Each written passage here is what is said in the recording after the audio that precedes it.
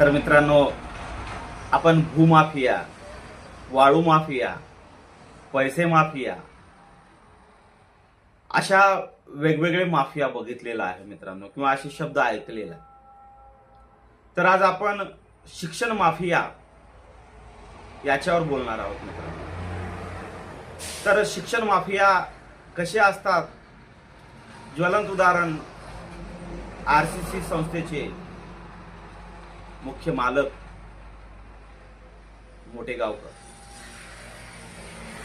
त्याचं साम्राज्य एवढं आहे मित्रांनो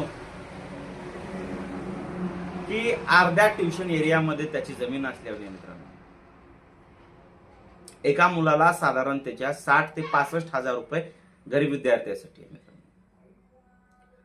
आणि 60,000 जो विद्यार्थी फीस भरलेला आहे त्या वर्गामध्ये जवळजवळ 700 ते 1000 विद्यार्थी एकाच ठिकाणी बसतात.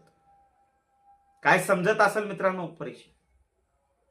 आणि हा 60-70 हजार रुपये फीस घेतो. शिक्षण माफिया म्हणलेला आहे थोडक्यात मी आज. त्या शिक्षण माफिया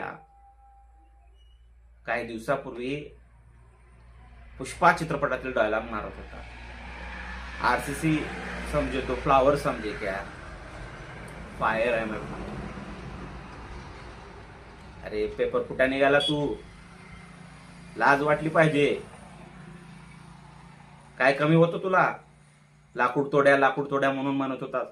आज पेपर फोड्या निघालास तू स्वतःच्या मुलासाठी. लातूरचं नाव आज तू खाली घातलाय.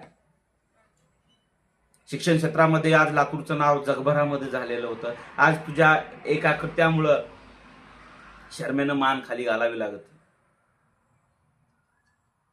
लातूर म्हटलं की उंचेनं मान. आज तुझ्यामुळं खाली घालायची वेळ आलेली आहे. शब्द सुद्धा निघत नाहीत मूर्खा.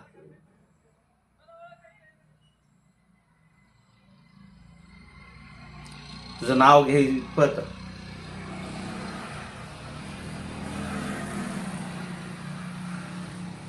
जाऊ द्या, आज याच्यावर काय चर्चा करायची मित्रांनो, तुम्हीच कमेंट मध्ये काय शिवाय द्यायच्या द्या ह्या नालायकाला.